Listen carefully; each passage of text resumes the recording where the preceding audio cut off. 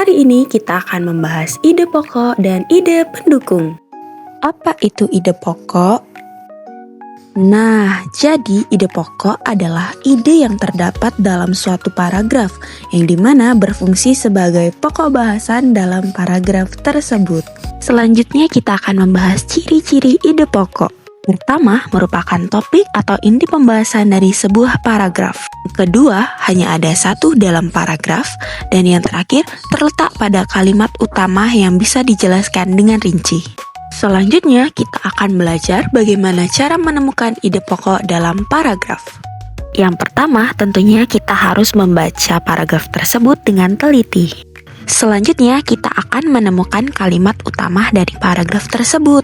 Setelah menemukan kalimat utama, maka kita akan menemukan ide pokok dari paragraf tersebut. Setelah mendengar pengertian, ciri-ciri, dan cara menemukan ide pokok, kira-kira di mana ya letak ide pokok itu? Nah, teman-teman, kita dapat menemukan ide pokok pada paragraf deduktif, paragraf induktif, dan paragraf campuran. Selanjutnya, kita akan melihat teks bacaan dan kita akan menentukan ide pokok. Nah, teman-teman, setelah melihat bacaan di atas, kira-kira yang manakah yang menjadi ide pokoknya? Mari simak penjelasan berikut ini. Jadi, ide pokok paragraf di atas adalah manfaat pohon bagi manusia dan makhluk hidup lainnya. Mengapa demikian?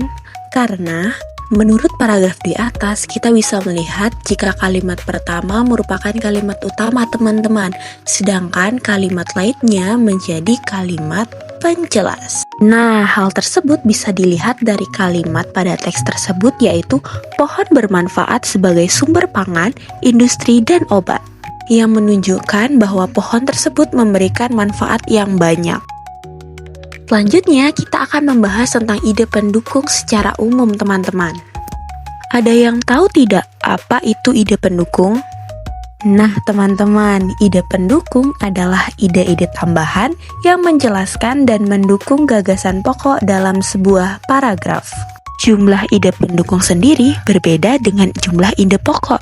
Biasanya ide pokok hanya terdapat satu dalam sebuah paragraf, tetapi ide pendukung memiliki lebih dari satu. Selain itu, ide pokok disebut sebagai pikiran utama paragraf, namun ide pendukung disebut sebagai uraian dari gagasan pokok. Nah, teman-teman, itu tadi penjelasan mengenai pengertian ide pokok, ciri-cirinya, cara menemukan dan letak ide pokok. Kemudian juga kita belajar tentang ide pendukung.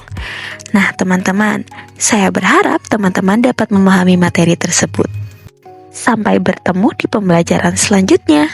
Terima kasih telah menyaksikan video ini.